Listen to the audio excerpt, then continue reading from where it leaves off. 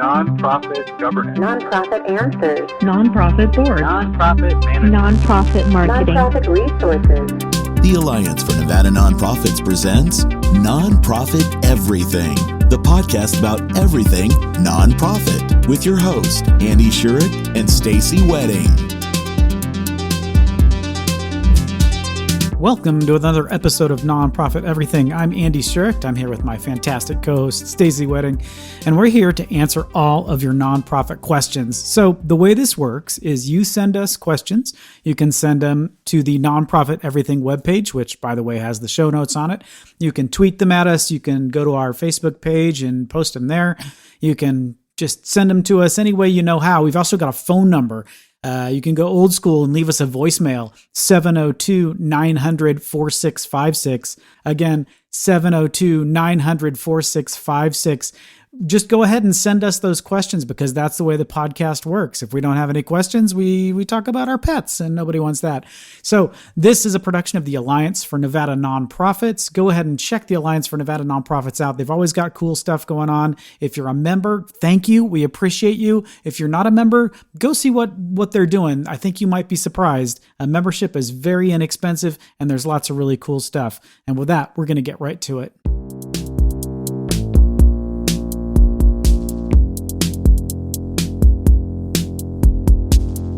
Welcome back, everybody. Today, we're excited. We've got a special guest expert, Nick Lynch from Kaleidoscope. Nick, welcome.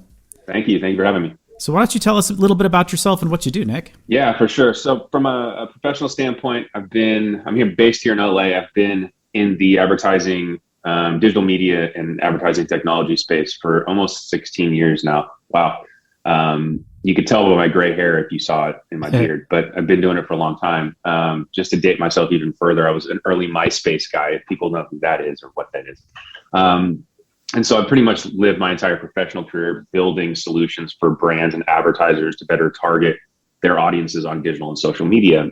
But from a personal standpoint, I'm a Make-A-Wish kid. They sent me to Disneyland when I was 3. I'm a cancer survivor. And I've been obviously part of the Make-A-Wish family ever since they sent me to Disneyland, but I've been a big supporter and an advocate for nonprofits in general. I'm on the advisory council and the Young Professionals Council here in Los Angeles for Make-A-Wish, and I've helped many other nonprofits pretty much throughout my entire life, however I possibly can. And so, deeply passionate about, how I, using my sort of time, talent, and treasure to help however I can. And sort of I sit in an interesting space because I've been the recipient of a nonprofit mission. I've seen operationally how nonprofits work and the challenges that nonprofits face, but the opportunity given the right tools and technology. And then on the brand side, really over the last 3 to 4 years, there's been a tremendous shift in how brands are looking to spend their dollars from a marketing perspective and making sure that they're aligned with social causes. And so all that said, that's really the genesis of Kaleidoscope, which I co-founded. I'm the CEO of. We co-founded at the beginning of COVID, right around the end of March, and have built a solution that helps brands, nonprofits, and social media influencers to better identify areas of vision and value alignment. And then once those partnerships are identified, discovered, and secured, we help support those collaborations on social and digital media. And then most importantly, we provide measurement, both marketing and mission measurement to those campaigns so that brands can really see the true value, the true ROI that they're getting from a marketing perspective, but then also measuring downstream activity in terms of did that marketing actually drive donations or registrations or volunteers or whatever the case may be for the nonprofits, and really giving everybody a holistic view of how the collaboration was effective. That's fascinating. And I love it. And I feel like from the nonprofits perspective side, what we see all the time. So we feel like we're so far behind the curve with new technology kinds of things. So you mentioned influencers and streamers and brands. For those folks that are listening that have no idea what that is or what that means, maybe you could give us a little history of that. Yeah, for sure. So, really ever since the beginning of Facebook, there has been this idea of what a social media influencer is, and it's only grown in scale over the last, probably 8 to 10 years. And so we kind of laugh internally is that everybody is an influencer in their own right? I mean, I might have a very small following, but it might be my aunts and my cousins and my parents, and I may recommend a book, and then I have influence over them because they'll, you go ask me about the book or read it. But in a larger scale, you have these large influencers or influential people that have hundreds of thousands or millions of followers on social media, and they have a platform, or they have built a platform that enables them to truly influence certain sectors. It could be they may be knowledgeable or a key opinion leader in beauty or hair, and so people will go to them to watch what latest makeup products or hairstyles that they focus on, or for example, video games and streamers. So that's another segment where this concept of electronic sports or esports, where people actually will be playing for hours on end a specific video game, and people can actually tune in and watch and engage and chat with that streamer. And so the concept and the new medium, they're calling it Web 3.0, but this new medium and this new opportunity to really communicate to a huge and diverse audience on social media through these influencers and streamers is really becoming a key opportunity for, obviously, not only for brands, but for nonprofits as well.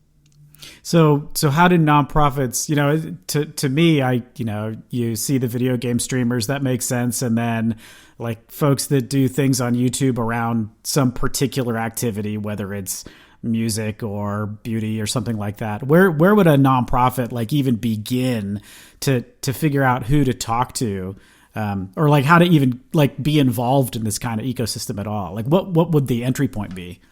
Yeah, for sure. So to provide just some context of the whole entire space, I mean, the streaming community really came through at the beginning and during COVID for many nonprofits. I read an article, and I'm happy to share it in the notes here, but something like $90 million was raised for nonprofits through esports and streamers last year. And part of that was driven, and most of it actually was just driven by people who have an audience that wanted to raise money for good causes. And so now what we're seeing as we kind of look past the pandemic of how to, leverage these types of opportunities, it's really less about trying to find these big celebrities and these big stars and these big influencers who have millions and millions of followers who will do a campaign for you, which if you can get it, fantastic, it's great. But it's really much more about finding, and I would say this has probably have been the case for nonprofits since the beginning of existence, is really finding communities that have alignment and that really are either roughly closely or directly related to the cause. So for example, we work a lot with the Dave Thomas Foundation for Adoption. And so, their influencer strategy is really focused on finding, niche influencers that have been affected by adoption in some way. So they may be adopted parents, they may be adoptees, and they were adopted when they were a kid, or they were part of the foster system growing up, right? And so it's really less about just trying to find the biggest and the largest and the loudest influencer, and really thinking about what type of community that you want to find online, right?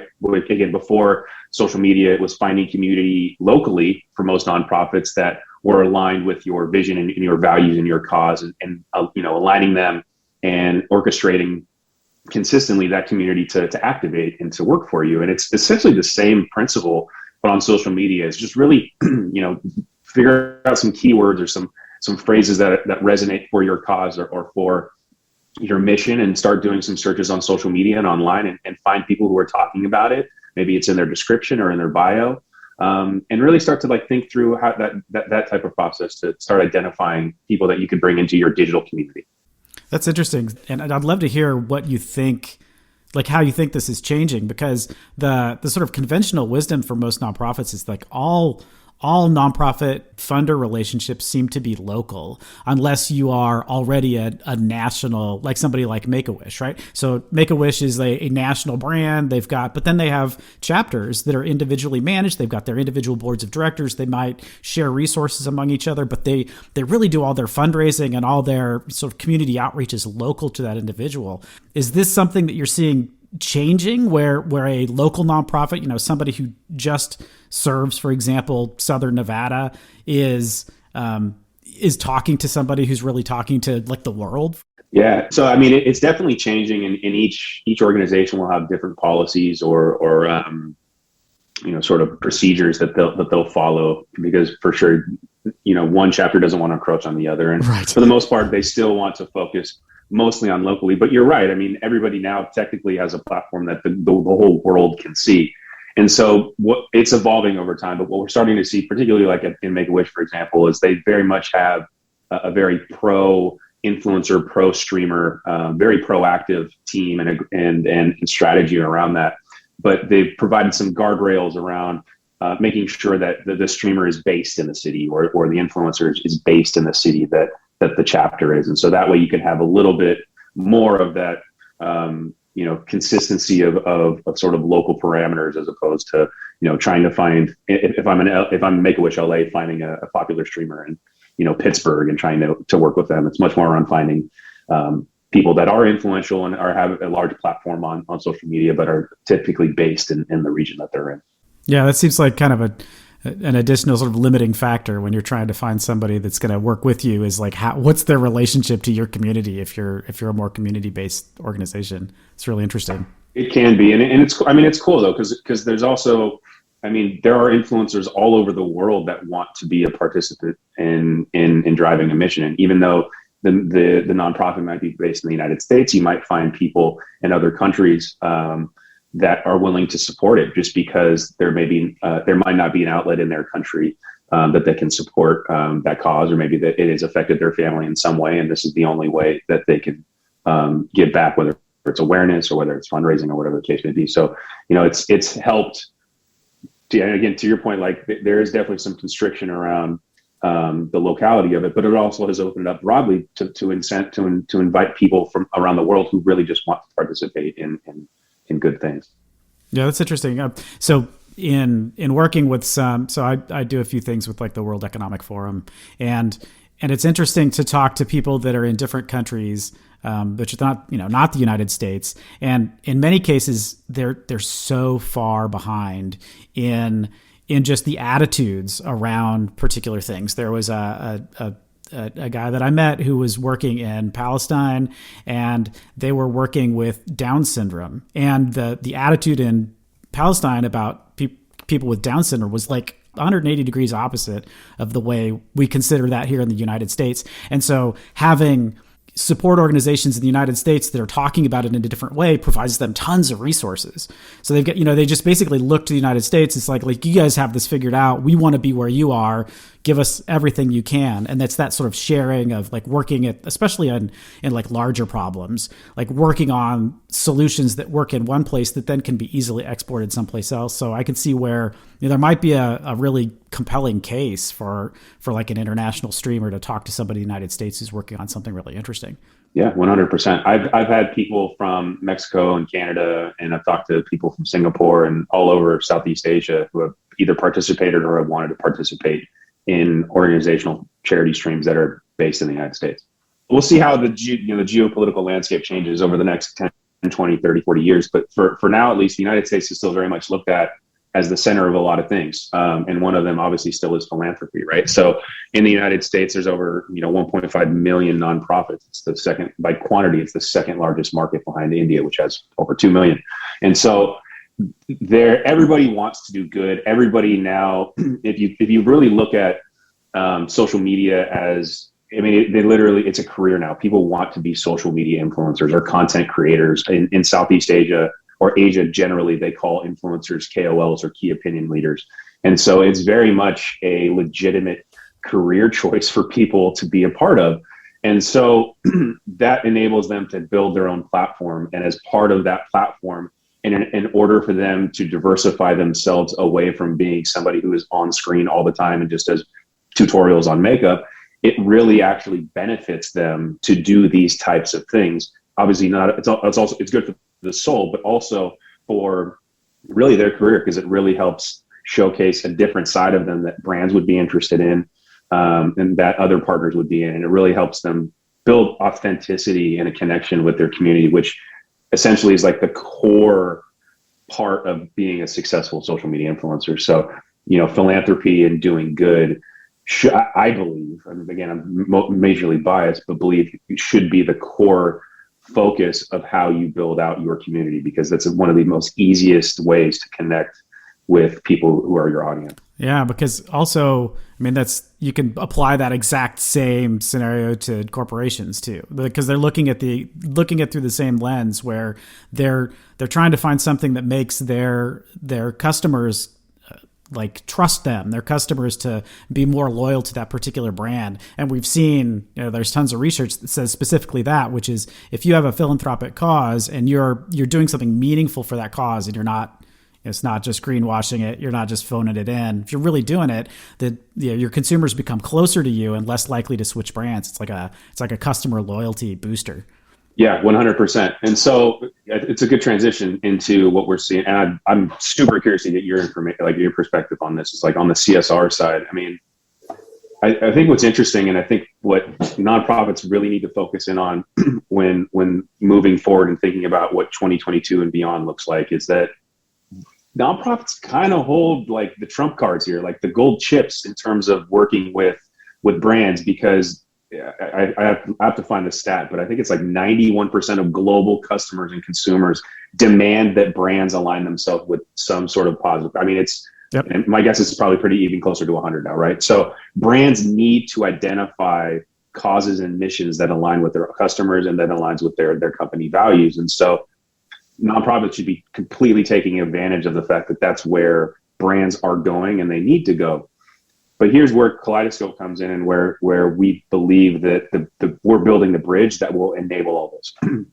Is that, to your point a little earlier, nonprofits, are 10, 15, 20 years behind in terms of sort of marketing in general, right? And again, most nonprofits would admit it. It's not their fault. They're amazing people doing amazing work and fully focused on the mission. So they don't need to be marketing experts, right? But we do need to start thinking about how we provide accessible tools and accessible education so that that nonprofits can understand a little bit more about what can be done. And so, because that competency isn't quite there yet, or the tools aren't necessarily there yet, again, where Kaleidoscope comes in, brands are still very much of the opinion that I'm going to sponsor every year at 10, 15, maybe $20,000, $25,000. I'll get my logo on the website. I'll get my logo on the t-shirt. I'll get my logo on an email and maybe a flyer, and that's it. And so where we're helping sort of flip the conversation and where we're getting ownership back to the nonprofits is let's make the brands feel like this is actually a marketing exercise for them. Like they actually can track the real ROI of what they're doing. And so if we can give the right tools to nonprofits so that they can report back to brands of, hey, we're doing this execution or this activation, either in person or online.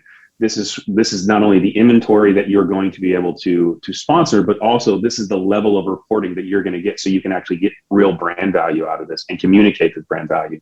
And then the brands on the other side can now expect to get that and actually track the ROI. That's where we feel the future is for both social impact marketing on the brand side, as well as partnerships and development on the nonprofit side. And so that's where we're really excited, because particularly in the streaming and the social media space, this is all only going to grow, and it's all trackable. And so being able to pull all that data in, and brands want to be a part of it too, right? So being able to pull all that in, present really transparent and tangible reporting back to brands and back to nonprofits is really where this thing can go way, way up.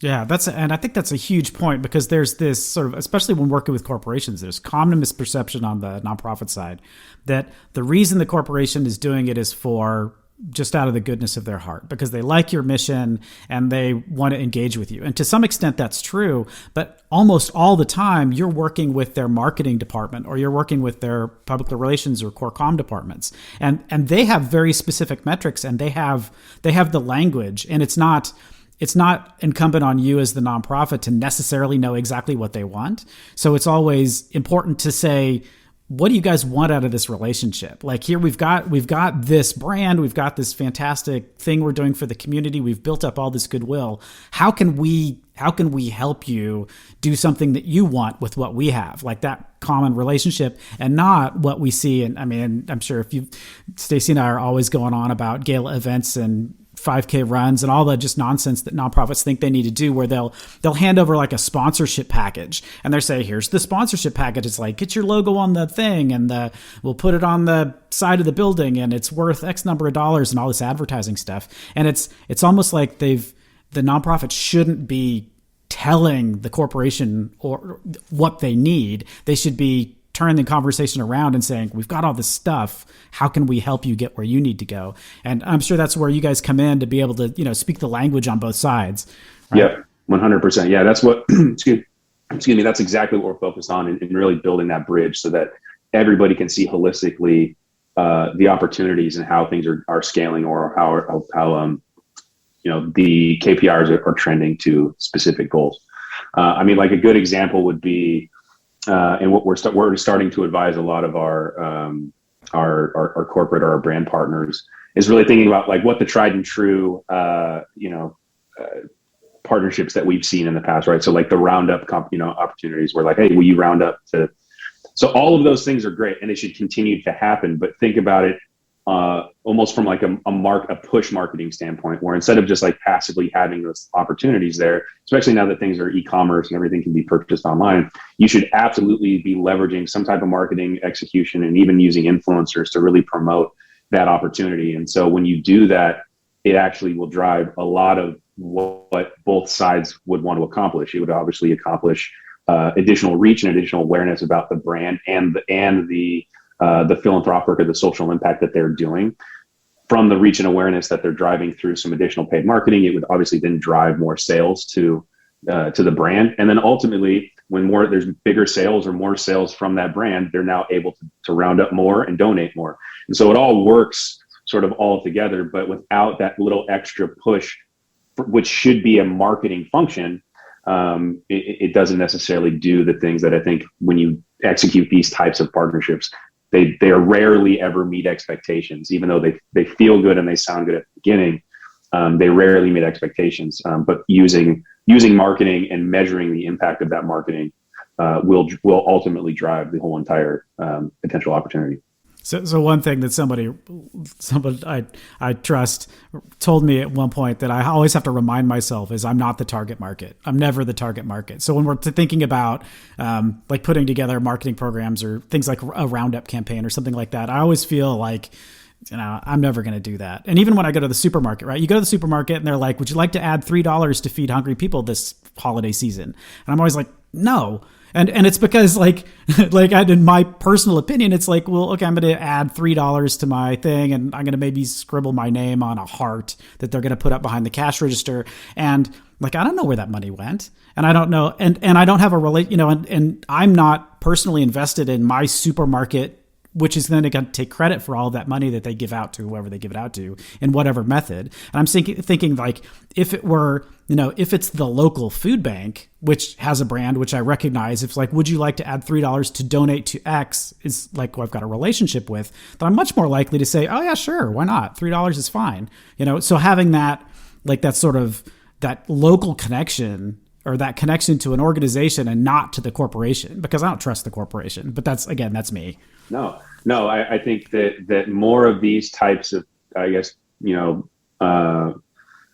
perennial things that everybody does every single year, and the things they do because they've always done it, all of that stuff will eventually change or augment or even be sunset, because we're just in this tremendous shift, kind of getting out of COVID, where everything is accelerated, right? I think that digital adoption for nonprofits has accelerated. Consumer behaviors has accelerated. Work behavior has like everything. I wouldn't necessarily say has changed, because everything has been changing slowly over time. It's just now massively accelerated, given that what we just went through for the last 2 years. And so I agree. I think if there's ways to figure out how to make things more transparent and enable better connections that are more aligned with the people that you're trying to communicate to and that you're trying to serve, then everybody wins, and it becomes much more tangible and more personal, which is essentially what you are trying to accomplish as a nonprofit in any of your capital campaigns, is trying to get, you're pulling at the heartstrings, you're trying to make those connections, and you're trying to build community. And I think you can do all those things, especially using social media. So a lot of our, a lot of the nonprofits, and this is one of the things we always talk about nonprofits as if they're these really robust organizations that have lots of staff and have plenty of people that are already working on this problem. The reality is that like 90% of nonprofits have one staff member or zero staff members. So are there baby steps? Are there ways that we can sort of dip our toes in the water and start down this path without having to have like a whole bunch of money or a whole bunch of staff to do it?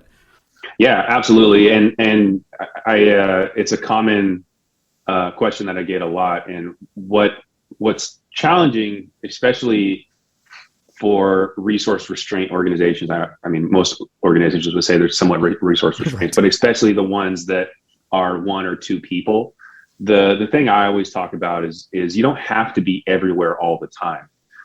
It's really about, honing in on one platform, really building a community and audience on one platform from a social media perspective, and really just get good at it. You don't have to be on TikTok and Facebook and Instagram and YouTube. Like, you don't have to be all those places, regardless of if you see other organizations there or other people there. And people may even tell you need to be everywhere at once. It's just not realistic. And so we really encourage at the very beginning, or at bare minimum, just to pick one place, to build a community in one place, figure out what works and what resonates for that community, identify ways that you can use the platform's features and the functionality to connect with those people, to consistently create conversation around that. And honestly, over time, organically, you just figure out how to make that work for you. And through the building of your community on that platform, you identify influencers that maybe are slightly bigger than you. And then those influencers lead to other influencers. So a lot of things just organically happen when you focus on one platform, build community in one place, and scale it from there. And then it becomes less scary, and you feel like less bandwidth drained, and more about, okay, I'm going to talk to my people on Instagram at 10 every morning. I'm going to tell them what we're doing. I'm going to tell them what we need. I'm going to tell them a story or whatever the case may be. And then that just becomes part of your routine. It's pretty simple. It's 10, 20 minutes a day, or every other day, or every Tuesday. And then it becomes much more manageable and not so scary. And then you figure out over time. It's a lot about iteration and trial and error. But just build community in one place and start from there, and then things can grow. And then obviously, as your organization grows and as you start to see other opportunities, or maybe there's other places where you want to build community, then you just take that same formula and that same format and doing it on another platform, and then you build it up. And so if you look at it like that and really figure out, taking small steps and taking small building blocks to build out a community, again, just because of social media, it's probably the same. It was probably the same, when 10, 20, 30 years ago when the nonprofit organization started, and it was just, handshakes and high fives, right? So, I think just apply that same methodology to social media, and over time it'll grow. Yeah. It's kind of like brushing your teeth, right? You just plan to do it. It's just something you have to do. Yeah, no, 100%. And really social media is the way I look at it. It's an opportunity to communicate, who you are, and provide real depth on a regular basis to your mission and the people behind the mission and who you're serving, and those types of things that I don't think you normally would get through a newsletter or, and most people don't get the opportunity to like actually see, the power of what your mission is. I say all the time to people that, on the Make-A-Wish side, that if you can grant a wish, or if you can be a part of a wish reveal, you absolutely need to do it, because you will never understand like the true power of that mission until you're there. But the same thing can be communicated and broadcasted on social media too. So you get a little bit of that feel as well. So it's an opportunity for everybody to really experience and witness the people behind it, the mission itself, and the people that it affects in a positive way. So if you really just putting your toe in the water and you're just starting out and you're going to sort of pick a single platform, how would you decide what platform you're going to start with? Yeah, for sure. So the way that I typically think about identifying the key platform is really thinking about your audience. So you may have a young nonprofit who started in a college dorm room, and so all they are is they're social and digital first. And so they've, built an audience on social media and, start on TikTok to get people who are, 16 to 20 active, right? It may be an organization, maybe a little bit older, that is looking to identify people in their, I guess, millennial age, right? So like mid 20s to late 30s. That typically, that typical audience, tends to be more involved on platforms like Instagram. And then, for organizations that have a community that may be older, maybe 45 plus, 50 plus, Facebook has been one of the key platforms for an older demographic to be that demographic is very engaged. They use a lot of the features on Facebook that actually a lot of demographics don't, things like Facebook groups and those types of things. So, when we think about, targeting which platform, which place to start and plant your flag, it's really about thinking about who your existing community is and where they could be, or where they would be, or where they have been, and then start there. So, if you're, an organization that is looking to reach an older audience, or you have been mostly comprised of an older demographic or an older generation, then let's try Facebook and find those people on Facebook, build some Facebook groups around that, and build a community there. But if you're, a high school kid or a young college kid that is, wanting to do good, I mean, TikTok pretty much owns that space. So, start on TikTok and, do, TikTok dances and challenges around your mission and build community that way. So, yeah, I mean, I think thinking about who either your target audience is or who your existing community is, thinking about who they are and trying to find, where they are is really the key to starting on social media and building a community on those platforms. Nick, thanks for joining us today. We really appreciate it. Yeah, thanks for having me.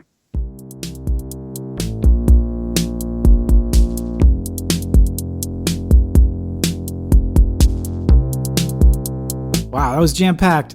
Thanks again to Nick Lynch for talking to us today about social media and influencers and streaming and all kinds of complicated stuff that we know nothing about. So I really appreciate that time you took today. We will see you in a couple of weeks.